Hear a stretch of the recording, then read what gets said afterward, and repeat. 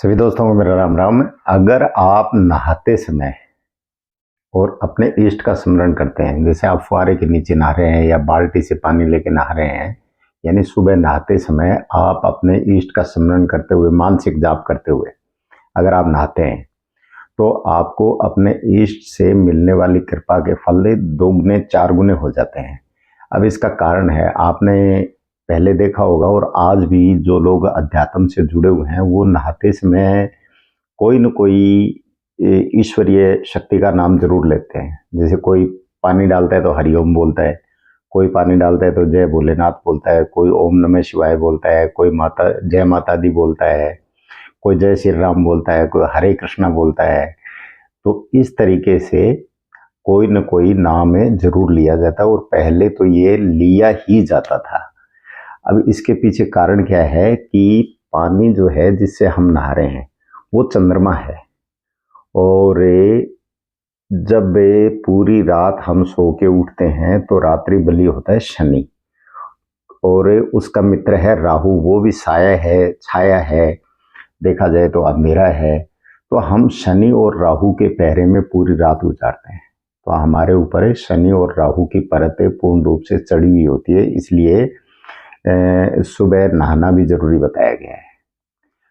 तो उस समय हमें चंद्रमा को मतलब ऊपर डाल के और चंद्रमा की परत से उसको हमें हटा रहे होते हैं। एक तरह से शनि और राहु की एनर्जी को हमें चंद्रमा के द्वारा हटा रहे होते हैं।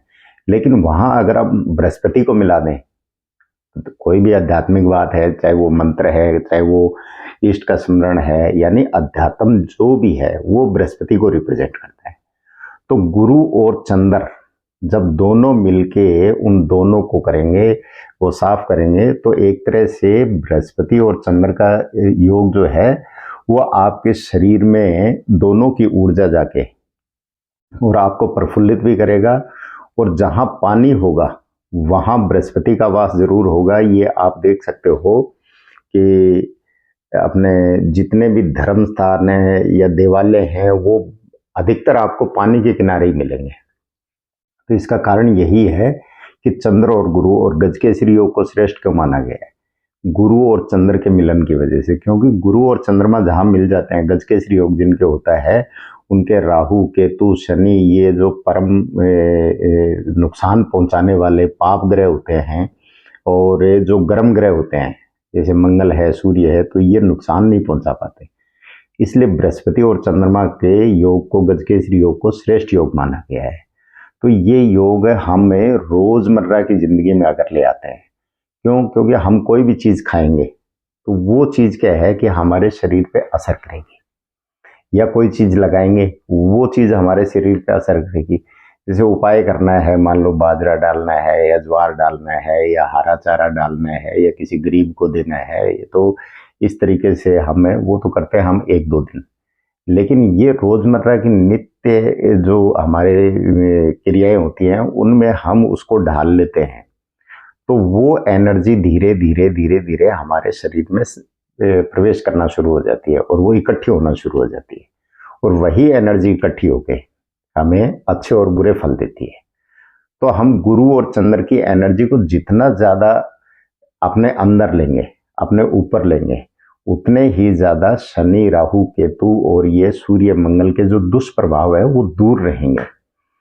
आप मान लो आप चाय पीते हैं, आप बीड़ी पीते हैं, सिगरेट पीते हैं, या कोई भी नशा है, मान लो शराब है, 1 दिन ले ली, 2 दिन ले ली, 3 दिन ले ली, 4 दिन ले ली, 5 दिन ले ली, कुछ नहीं होगा। लेकिन आपने अगर लगातार सेम टाइम सेम वे अगर लगातार आपने लेना शुरू कर दिया और 15 दिन ले ली तो आप आदी हो जाएंगे। क्यों? क्योंकि उस नशे की जो एनर्जी है वो शरीर में अंदर आ चुकी है। अब वो एनर्जी अपना बुरा फल देना शुरू कर देगी। दवाई लेते हैं तो डॉक्टर क्या कहते हैं कि किसी भी दवाई के रिजल्ट, जो दर्द की दवाई होती है या वो जो कोई सर्दी जुकाम की होती है, बुखार की होती है, इनको छोड़ के कोई भी दवाई होती है, वो डॉक्टर कहते हैं कि 1 हफ्ते से लेके 21 दिन में इसका रिजल्ट आएगा। 21 दिन की, या तो हफ्ते की लिखेंगे या 15 दिन की लिखेंगे, 21 दिन की लिखेंगे डॉक्टर।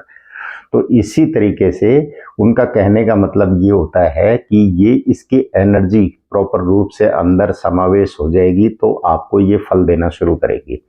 तो इसी तरीके से हमें रोजमर्रा में किसी भी चीज को ढाल लेते हैं, खाने में, पहनने में, पीने में, नहाने में, तो वो चीज हमें वैसा ही असर दिखाना शुरू कर देती है। तो नहाते समय अपने इष्ट का नाम लेते हुए आप अगर नहाना शुरू कर देते हैं तो गुरु और चंद्र की एनर्जी, जो हमारे एक सांस है, बृहस्पति है वो सांस का आगे है और चंद्रमा है वो पानी का आगे है। आदमी खाए बिना रह सकता है लेकिन सांस के बिना नहीं जी सकता और पानी के बिना नहीं जी सकता। इसलिए भी गुरु और चंद्र का सबसे बड़ा महत्व बताया गया है। तो आप भी ऐसा करके देखें कि जब आप नहा रहे होते हैं उस समय आप अपने इष्ट का मानसिक जाप करते रहें। वो आपके इष्ट कोई भी हो सकते हैं, कोई भोलेनाथ हैं, कोई बजरंगबली हैं, कोई माता है, गणेश जी है, जो भी है। ओम गणेशाय नमः, ओम श्री गणेशाय नमः, ओम गंगणपते नमः, ओम नमः शिवाय, ओम हनुमते नमः या श्री राम, जो भी आप बोलते हैं तो आपको अपने इष्ट के पूर्ण फल मिलना शुरू हो जाते हैं। आप करके देखेंगे, आपको लाभ मिलना शुरू हो जाएगा। नमस्कार, धन्यवाद।